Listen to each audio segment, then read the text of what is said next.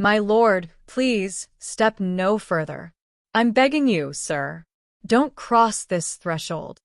The desperate plea cut through the pre-dawn mist of the Colorado Rockies like a silver blade. Lord Adrian Blackthorne stood motionless before the towering iron gates of his estate, his obsidian carriage waiting behind him in the mountain cold. The ancient castle loomed ahead, his castle, dark spires piercing the purple sky. He had imagined this moment differently. Torches burning in welcome. Servants lining the courtyard in ceremonial reverence. The cool, elegant smile of his queen greeting him after a century apart. Not this. And there, framed in the castle's grand entrance like a desperate sentinel, stood Elena Rivers, a young human servant girl, her white dress ghostly in the dying darkness, her eyes wide with terror, voice trembling. Elena Rivers stood before the castle doors, barefoot, trembling. There was fear in her eyes, not nervousness, not anxiety. Fear, raw and shaking. Her breath came sharp and uneven, like she had run through the entire castle to intercept him. In her hands, clutched so tightly it drew blood from her palms, was a pure silver cross. "Elena," he said, his voice ancient and measured, but stunned. "What is this? Stand aside." "Please," she cut in, voice cracking. "Don't go in. Not like this. Just give me a moment, my lord. Just one moment." Adrian's eyes narrowed.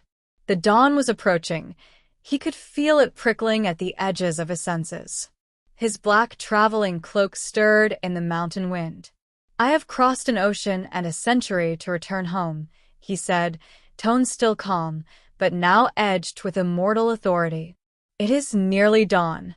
Why are you answering the gate like this? Where are the household guards? Where is Serafina?" Elena flinched at the name. "She's inside," she whispered. "Waiting, I think. But please, my lord, I swear. You cannot go in there right now." His brows furrowed. This didn't make sense. Elena was the quiet kind. She had served his household for 3 years. Barely spoke unless spoken to, kept to the servants' quarters, never questioned, never interfered. The kind of mortal who understood her place in a vampire's world. "Is there an intruder?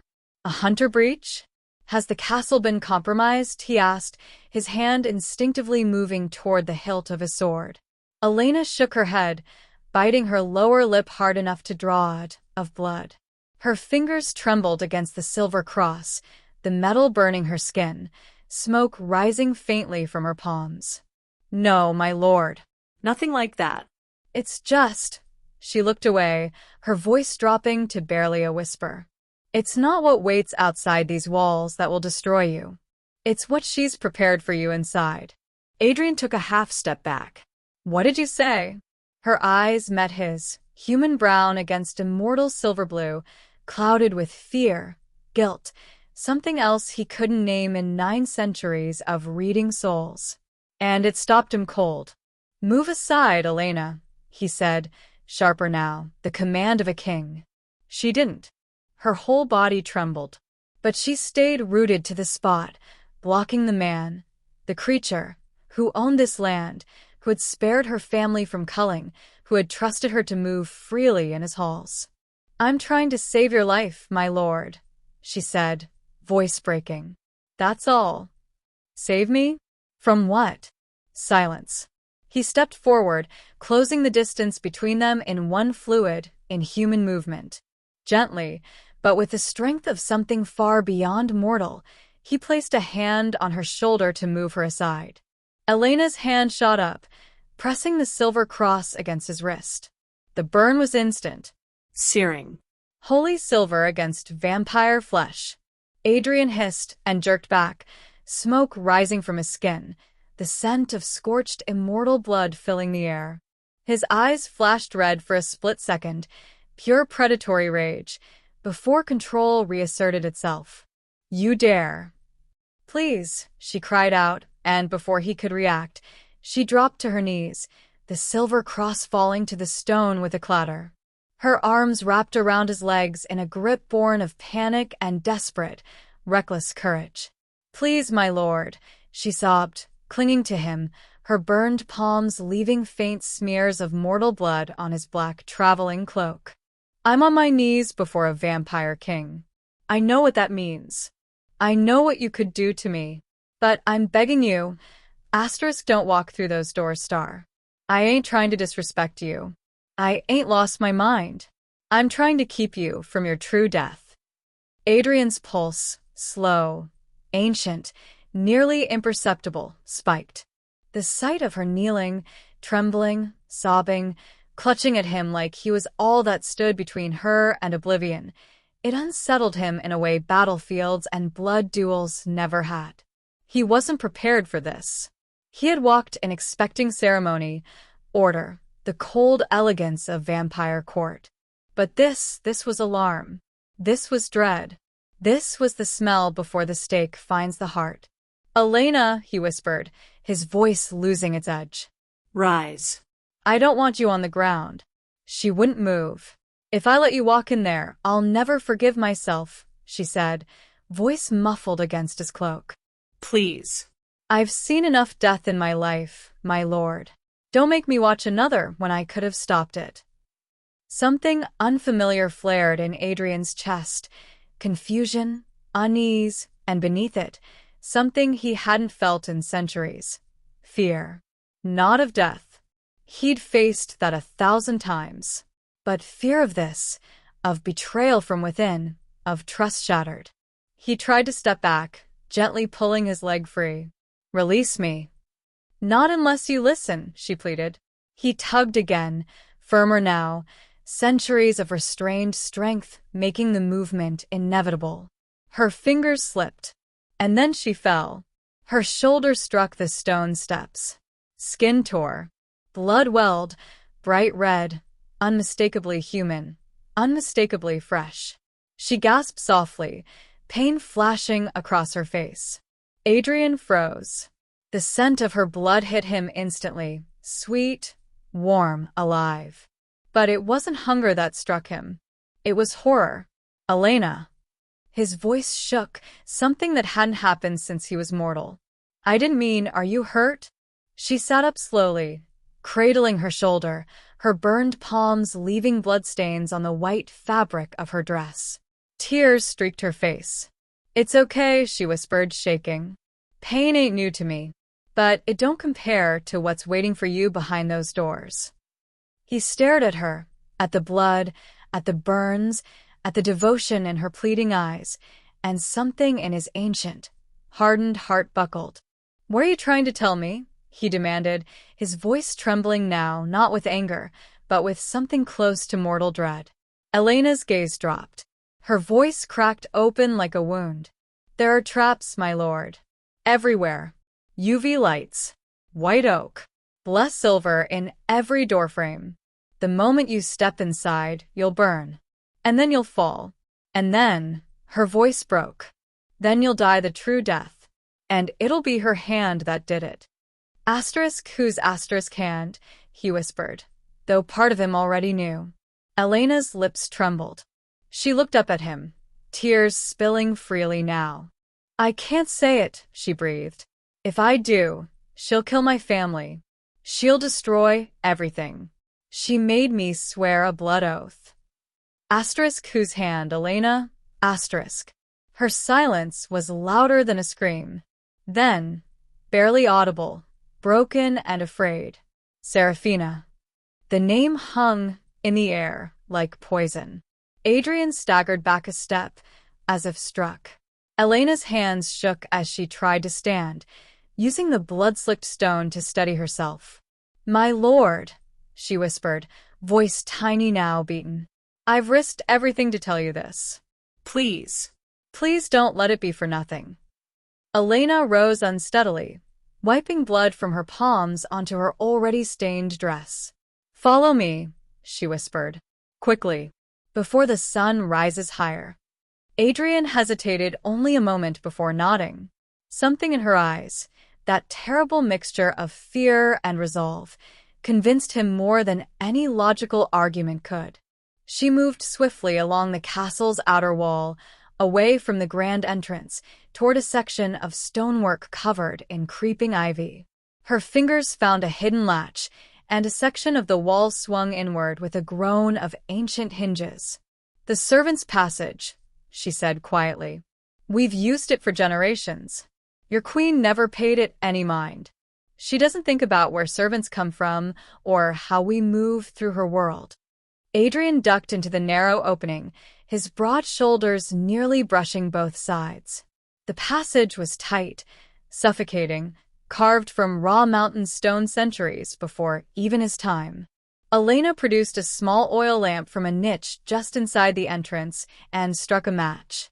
The flame caught, casting wavering shadows across damp walls. She moved ahead of him, the lamp held high, her white dress ghostly in the confined darkness. Adrian followed in silence, his supernatural vision cutting through the gloom easily, but he said nothing. He was too busy watching her. That's when he noticed them.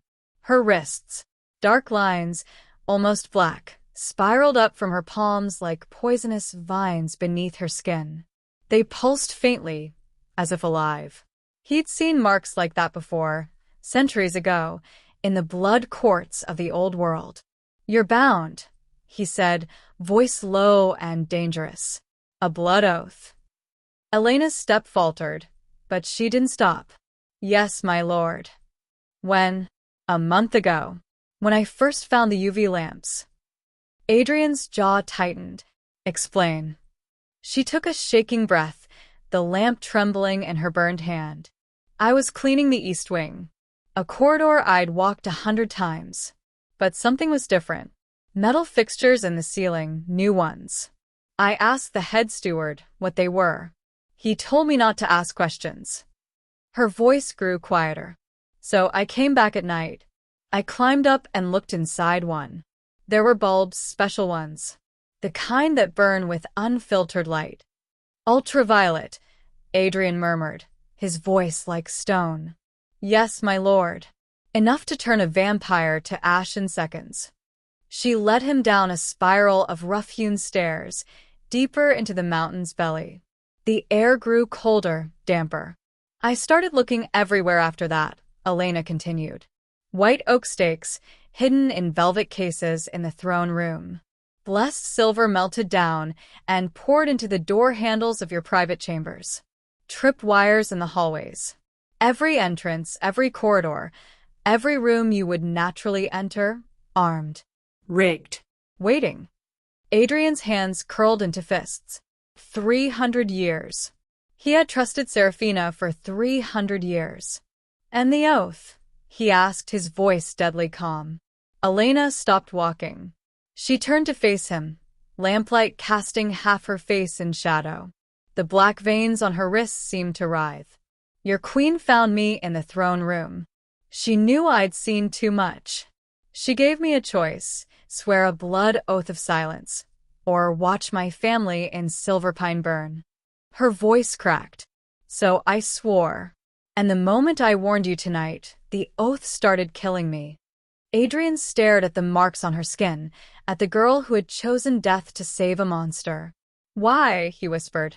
Elena's eyes met his, unwavering despite her fear. "Because you're the only one who ever treated us like we mattered." The passage opened into a small chamber carved beneath what Adrian recognized as the foundation of the wine cellar. Barrels of aging blood wine stood against the far wall, untouched for decades. Elena set the lamp on an overturned crate and leaned heavily against the stone, her breathing labored. "This is as far as I can take you safely," she said. "There's a passage from here that leads to the old keep. You can access the—" Her words cut off with a gasp. She clutched her arm, and Adrian saw the black veins spreading. They crawled up past her elbows now, writhing beneath her skin like living shadows. Her face went pale, sweat beading on her forehead. "Elena." "I'm fine," she lied, but her knees buckled. Adrian moved faster than mortal eyes could follow, catching her before she hit the ground. He lowered her gently to sit against the wall, kneeling before her. How long? He demanded. Since I spoke your queen's name, Elena whispered. Since I broke the oath. She looked at her arms, at the corruption spreading through her veins. A blood oath doesn't forgive betrayal, my lord. It demands payment in kind. Blood for blood. Life for life. Adrian's expression darkened. Serafina did this to you. She came to me the night I found the stakes in the throne room. She was so calm about it. So elegant. Elena's voice shook. She said if I warned you, if I spoke a single word, she would send her blood servants to Silverpine. My mother, my 2 younger brothers, my aunt, and her children. She described exactly how she'd do it. Make it look like an animal attack. Slow. Painful. Tears slipped down Elena's cheeks. She made me kneel in your throne room and swear the oath in my own blood. Swear I would let you walk to your death and say nothing. Adrian stared at her, ancient rage building in his chest like a storm. But beneath it was something else. Something he hadn't felt in so long he almost didn't recognize it. Guilt. You knew this would kill you, he said quietly. You knew the moment you warned me, the oath would take your life. Yes, my lord. Then why? His voice cracked, and for the first time in 900 years, Lord Adrian Blackthorne felt utterly lost. Why would you do this for a monster? Elena looked up at him, her brown eyes clear despite the pain ravaging her body. The lamplight caught the tears on her face, made them look like gold. Because you're the only monster who ever asked my name. Adrian went still. 3 years I served in this castle, she continued, her voice soft but steady. 3 years of being invisible. Every other vampire lord who visited, every council member, every noble, they looked through me. I was furniture. Less than furniture. She swallowed hard. But you, the first week I arrived, you stopped me in the corridor. You asked my name, where I came from, if my family was well.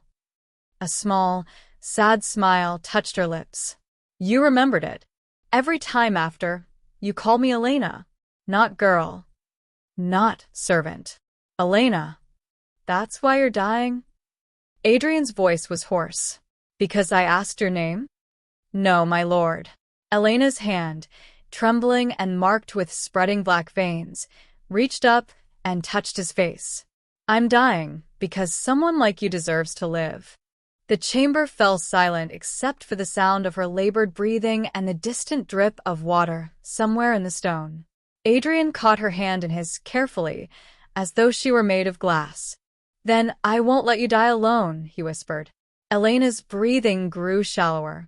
The black veins had reached her shoulders now, visible through the thin fabric of her white dress like cracks in porcelain.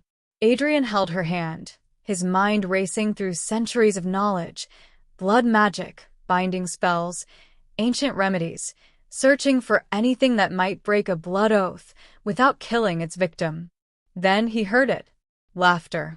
Distant, echoing down through the stone from somewhere above. Female. Elegant. Familiar. Serafina. Adrian's head snapped up. The chamber's ceiling was old stonework, and there, in the corner where 2 foundation walls met, was a narrow gap. Not large enough for a body, but enough for sound to travel. Enough for eyes to see. He moved silently to the wall, finding handholds in the ancient stone, and pulled himself up. Through the gap, he could see directly into the grand hall of his castle. The hall where he had held court for 5 centuries. Where he had wed Serafina under the blood moon. Where he had administered justice and received the fealty of lesser vampire lords. Now it was lit with candles and firelight, warm and welcoming in a way it never was when he held dominion. And there, seated at his table, in his hall, were 2 figures.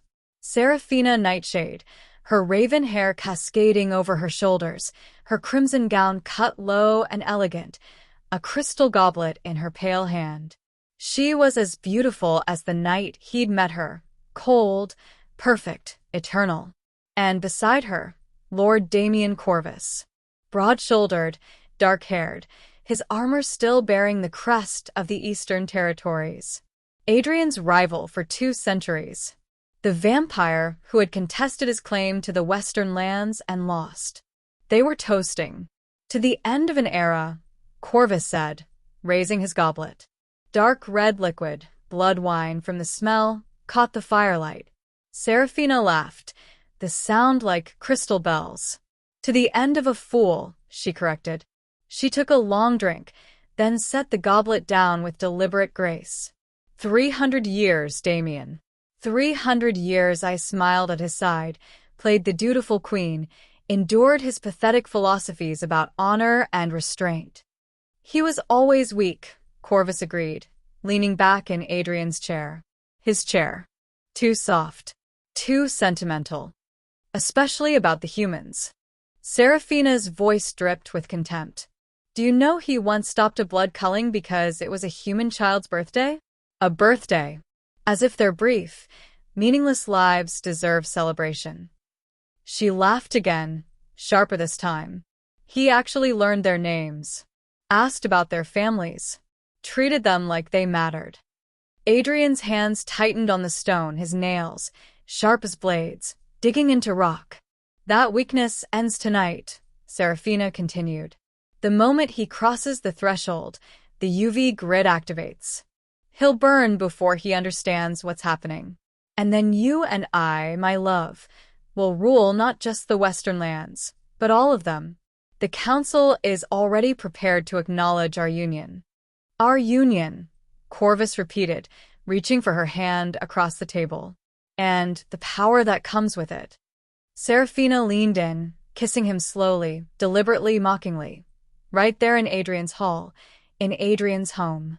Below, still clinging to the stone, Lord Adrian Blackthorne felt something he hadn't experienced in 9 centuries. His heart, ancient, slow, nearly immortal, broke.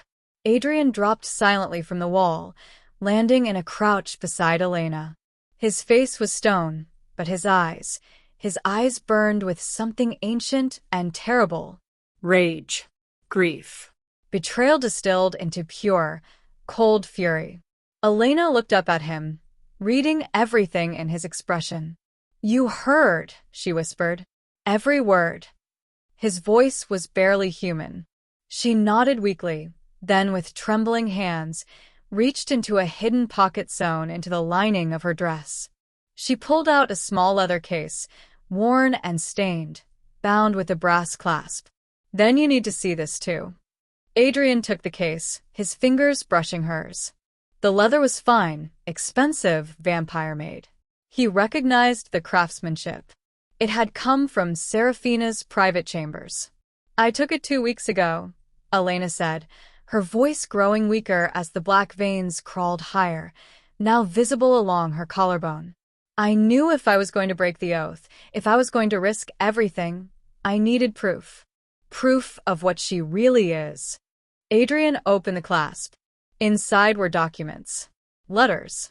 Contracts written in multiple hands, some in elegant script, others in the brutal shorthand of mercenaries. He lifted the first page into the lamplight and began to read. His blood went cold. Transaction record, Hunters Guild, Northern Chapter. Payment received, 5,000 gold sovereigns. Intelligence provided, location of the Blackwood Haven, coordinates and entry wards. The Blackwood Haven, a sanctuary for elder vampires in their dormancy. 20 of the oldest vampires in existence slept there, vulnerable, trusting in its secrecy. It had been destroyed 3 months ago, burned. Every vampire inside executed with silver and fire. Adrian had believed it was mere chance, a terrible discovery by hunters. But this was deliberate. Serafina had sold them out. His hands shook as he turned to the next document. Intelligence briefing, weaknesses of the Elder Council. Lord Varian, allergic to rowan ash. Lady Morgessa, vulnerable during new moon cycle. Count Theron, blood-bonded to human descendant in Prague, can be controlled through. She had documented every weakness, every secret vulnerability of the council members who had served alongside Adrian for centuries. Information that could destroy them all. The next page made his breath stop. Ritual documentation. The forging of true death silver. Requirements. Blessed silver melted under full moon. Blood of a willing vampire trader. Incantation in old tongue. This was the secret. The one thing the Hunters Guild had been missing for 1,000 years. How to make silver bullets that could kill any vampire permanently, regardless of age or power. It was forbidden knowledge, locked away in the deepest vaults, known only to the eldest of their kind. And Serafina had sold it. For gold. For promises of power. There's more, Elena whispered. Letters from human nobles. Promises that when you're dead, when the council is weakened, they'll support her claim to rule. They'll give her legitimacy in exchange for, she swallowed hard, in exchange for regular tributes. Human tributes. She's promised to reinstate the old ways. Blood farms. Culling rights. Everything you spent centuries abolishing. Adrian stared at the documents, his vision blurring red at the edges. This wasn't just about him. This wasn't just a queen betraying her king. This was treason against the entire vampire race. Serafina had put every vampire in existence at risk, for power, for gold, for her own ambition. She's not just trying to kill you, my lord, Elena said softly. She's trying to start a war. One she believes she can rule over when the ashes settle. Adrian closed the case carefully, his movements precise and controlled, the only thing holding back the storm inside him. How many know of this? He asked, his voice deadly quiet. Just me. And now you. He looked at her.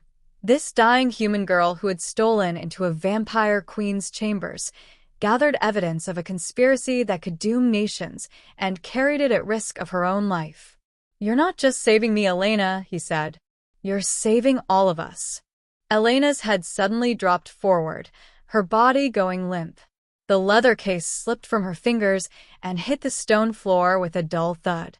Adrian moved instinctively, catching her before she collapsed completely, lowering her gently into his arms. Elena, he said sharply. Elena, stay with me. Her eyes fluttered open, but they were unfocused, glassy. The black veins had spread across her chest now, visible through her dress, creeping up her neck like dark fingers reaching for her throat. Her lips had gone pale, her breathing shallow and rapid. I'm sorry, my lord, she whispered. I thought I had more time. For the first time in 900 years, Lord Adrian Blackthorne felt genuine fear. Not the calculated assessment of danger he'd experienced in countless battles. Not the cold acknowledgement of risk he'd faced in political machinations. This was raw, visceral terror, the kind he'd thought had died with his mortality. He was afraid for her. Listen to me, he said, cradling her against his chest. The oath is burning through you because you spoke the truth. But blood magic follows rules. It can be slowed, countered. How? Her voice was barely audible. Adrian hesitated only a moment. Then he bit into his own wrist, ancient fangs piercing immortal flesh. Dark blood welled up, different from human blood, thicker, older, carrying the weight of centuries. My blood is older than the oath, he said. Older than Serafina. Older than most magic in this world. It won't break the curse, but it will slow it. Buy you time. Elena's eyes widened. My lord, I can't, that's. You're dying because of me. Because you chose to save me. His voice was firm, but something in it trembled. Let me give you this. He brought his wrist to her lips. Elena hesitated, then drank. Just a few drops, but Adrian felt the ancient power flow from him into her. The black veins stopped their relentless crawl. They didn't recede, but they ceased spreading. Her breathing steadied, deepened. Color returned slowly to her face. After a moment, she pulled back, gasping softly. Adrian watched as the vampire blood worked through her system, not turning her, He'd been careful to give far too little for that, but lending her his strength, his endurance. "Better?" he asked. She nodded, still trembling but no longer on the edge of death. "I can breathe again." They sat together in the lamplight, Elena cradled in the arms of a vampire king, both of them refugees beneath his own castle. The silence stretched, broken only by the distant drip of water and Elena's steadying heartbeat. Finally, Adrian spoke, his voice quiet. "You've given everything for this." For me. "What do you want in return, Elena?" "Name it." "Wealth. Freedom. I'll see your family moved somewhere safe, set up with." "No." She cut him off gently, her hand coming up to rest against his chest, right over where a heart still beat, slow and ancient. "I don't want gold, my lord." "Then what?" Elena looked up at him, her brown eyes clear and steady despite everything she'd endured. "Just make it worth it," she whispered. "What I did, what I risked, make it mean something." Her voice grew stronger. "Change something. Be better than her. Don't just survive this, transform it. Show them that honor isn't weakness, that mercy isn't foolishness." Tears gathered in her eyes. "Prove that I was right to believe in you." Adrian stared down at her, this human girl who had seen something in him he'd forgotten existed. "I will," he promised, and the words felt like an oath of his own. "I swear it." Adrian helped Elena to her feet, supporting her weight as she steadied herself against the stone wall. The black veins had stopped spreading, held at bay by his blood, but they remained, a dark reminder of the price she'd paid. "Can you walk?" he asked. "Yes, my lord." Her voice was stronger now, threaded with his ancient vitality. "What are you going to do?" Adrian's eyes gleamed in the lamplight, cold and silver as winter moonlight. "I'm going to do what I should have done centuries ago. I'm going to call them to account."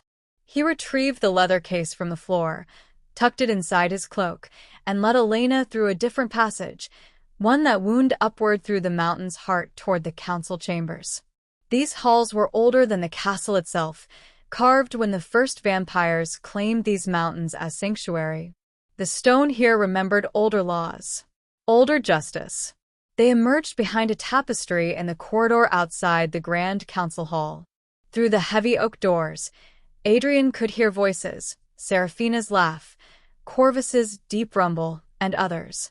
The elder council had assembled. Perfect. "Stay here," Adrian told Elena. "When I call for you, come. Not before." She nodded, pressing herself into the shadows. Adrian straightened his cloak, composed his face into the mask of immortal authority he'd worn for 9 centuries, and pushed open the doors. The council hall fell silent. 12 vampires sat at the ancient round table, the eldest of their kind, lords and ladies who had walked the earth for a millennium or more. At the head of the table, in Adrian's own seat, sat Seraphina. Beside her, Corvus lounged like he owned the room. "Lord Adrian." Seraphina's voice was smooth as silk, but her eyes flickered with shock.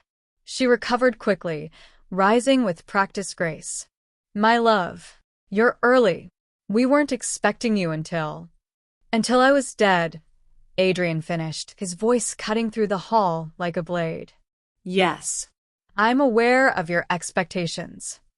Murmurs rippled through the council. Several members half rose from their seats. Adrian strode to the center of the hall, his boots echoing on ancient stone. "I stand before the Elder Council to invoke my right under the old law." His voice rang out, formal and absolute. "I call for blood trial." The hall erupted. Blood trial hadn't been invoked in 3 centuries. It was the oldest form of vampire justice, trial by combat, witnessed by the council, binding on all parties. "You cannot be serious," Seraphina said, but her voice had lost its smoothness. "I invoke it against Queen Seraphina Nightshade and Lord Damien Corvus for conspiracy to commit regicide, treason against the vampire nation, and trafficking in forbidden knowledge to our enemies." Lord Varian, eldest of the council, stood slowly. These are grave charges, Lord Adrian. Do you have evidence? Adrian pulled the leather case from his cloak and threw it onto the table. Documents spilled across the ancient wood. Contracts, letters, ritual instructions. Evidence purchased with vampire lives and human gold, Adrian said coldly. Evidence stolen from the Queen's own chambers. Proof that she has sold our secrets to the Hunters Guild, orchestrated the destruction of the Blackwood Haven, and conspired to murder not just me, but any council member who might oppose her bid for absolute power. The council members leaned forward, scanning the documents. Faces darkened. Ancient eyes blazed with fury. Seraphina's composure finally cracked. You would believe this? Documents that could have been forged? Brought by whom? Some servant you've bribed. Not bribed, Adrian said quietly. Saved. And she nearly died to bring me the truth. A human servant. Seraphina's voice rose, shrill now. You would trust a human over your own queen? Over 300 years of marriage. Adrian's eyes met hers across the hall, and his voice, when he spoke, was colder than the grave. She bled to save my life, he said. You bled my kingdom for gold. Silence crashed down like a hammer. I accept your challenge, Corvus growled, rising to his feet. Seraphina's hand shot out, gripping his arm, but it was too late. Lord Varian struck his staff against the floor 3 times. The blood trial is invoked and accepted, he declared. Let it be witnessed. Let it be binding. At midnight, in the old courtyard. To the true death. Midnight came with a blood-red moon hanging low over the castle courtyard. The space had been cleared, ancient stones marked with chalk circles according to the old law. Torches burned at each cardinal point, their flames casting dancing shadows across the assembled witnesses. The elder council stood in formal ranks, their faces carved from stone and shadow. Human servants lined the walls, brought forth to witness vampire justice, as tradition demanded.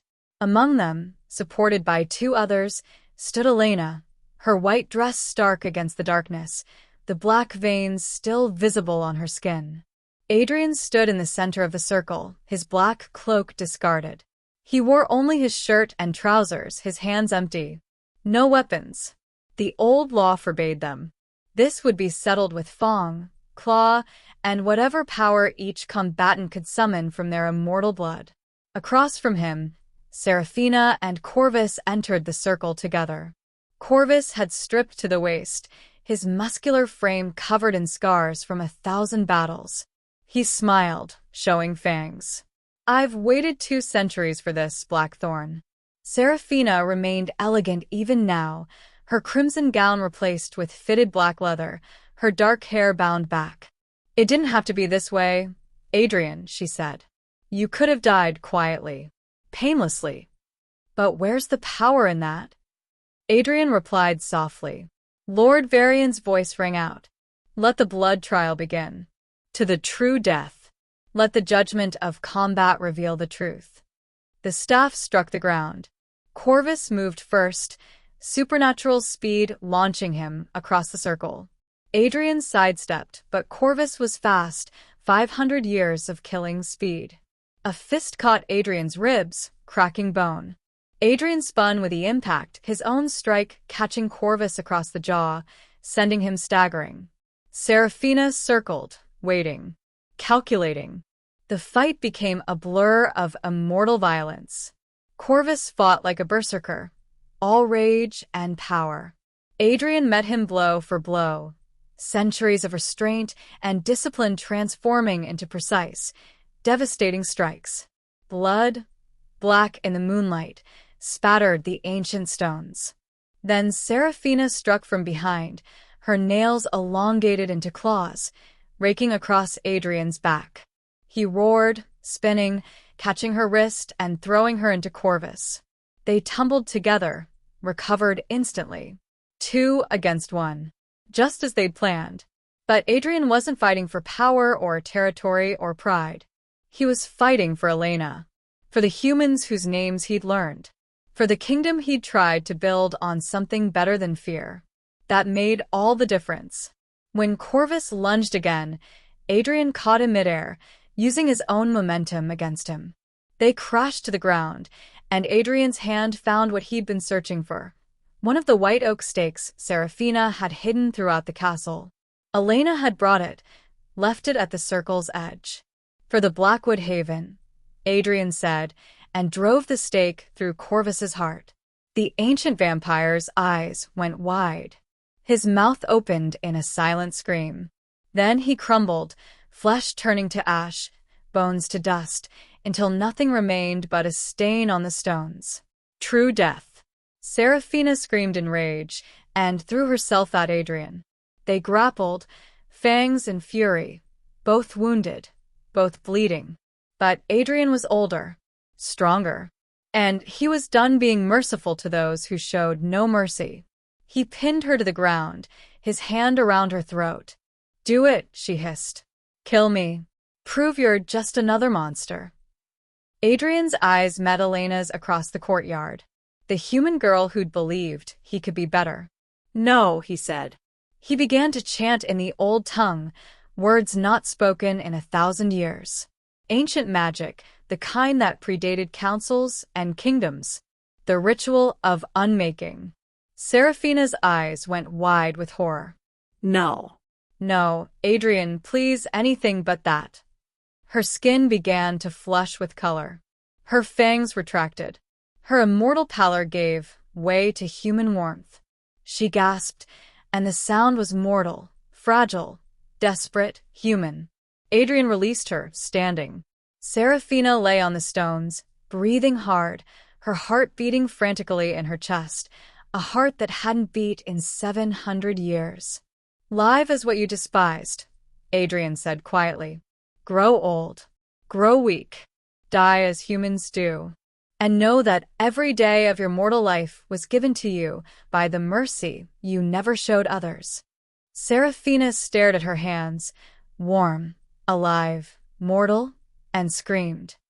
Council Hall filled at dawn, every seat occupied, tension thick as blood in the air. Adrian stood before his throne, reclaimed, cleaned of Seraphina's presence, his wounds from the trial already healing, though his shirt remained torn and stained with black blood.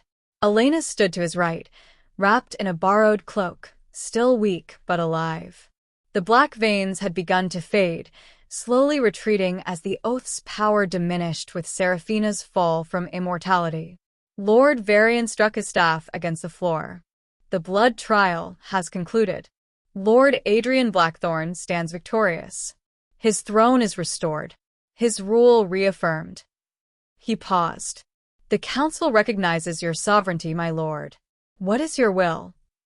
Adrian's gaze swept across the 12 ancient faces before him. "My first act is this. I hereby abolish the blood slavery laws. Effective immediately." The hall erupted in shocked voices. Lady Morgessa rose sharply. "You cannot be serious. Those laws have governed human-vampire relations for millennia." "Those laws," Adrian cut in, his voice hard as iron, "allowed what happened here to happen.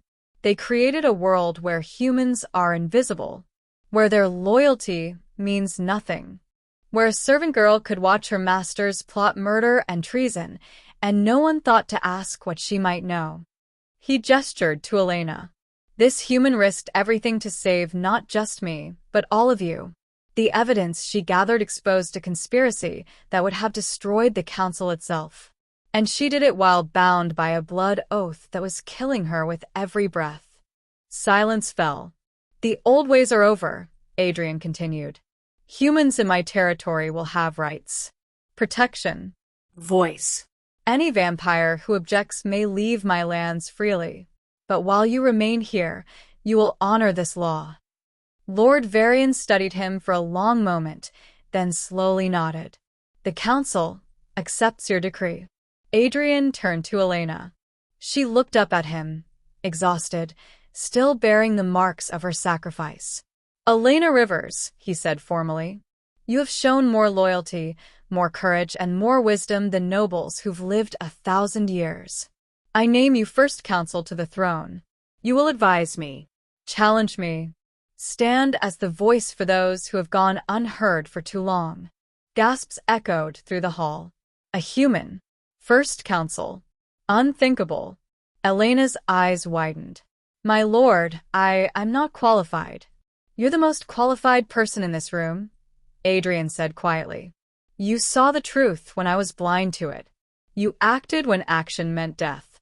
You believed I could be better. He paused. But the position comes with a burden. You would need to live long enough to fulfill it. Mortal lifetimes are brief. Understanding dawned in her eyes. I offer you immortality, Elena. Not as a command, not as payment, as a choice between equals. His voice softened. Choose your mortal life, and I will honor it, protect you and yours for all your days. Or choose to walk this path with me. Build something new, something better. Elena looked at the council, at the ancient vampires watching her, then back to Adrian. I choose to stay, she said. I choose to help you build it. 3 nights later, after the ritual was complete, after Elena had died and woken to immortality, they stood together on the castle ramparts. The sun was setting over the Colorado Rockies, painting the snow-capped peaks in gold and crimson. Elena wore her simple white dress, now complemented by a crimson cloak bearing the crest of First Council. Adrian stood beside her in black armor, formal and ancient. You saved my life, Adrian said quietly, watching the dying light. Elena smiled, her new immortal senses drinking in the sunset with wonder. You gave me a reason to. Below them, in the castle courtyard, human servants moved freely, no longer invisible. In the great hall, new laws were being written. In the town of Silverpine, Elena's family slept safely, protected by royal decree. Do you think it will work? Elena asked. This new world we're trying to build. Adrian considered. 900 years had taught him that nothing was certain. But Elena, mortal turned immortal, servant turned council, the girl who'd stood before a vampire king with nothing but a silver cross and desperate courage, had taught him something else. I think, he said, that honor is stronger than fear, and hope outlasts betrayal. He looked at her. We'll build it together, however long it takes. Elena nodded, her hand finding his. Together, they watched the sun set on the old world and the stars rise on the new. Thank you for watching this story to the end. If you enjoyed this story, you will surely love the next one. It's as intriguing as you can ever imagine. Click on the image showing on your screen right now to watch the next story.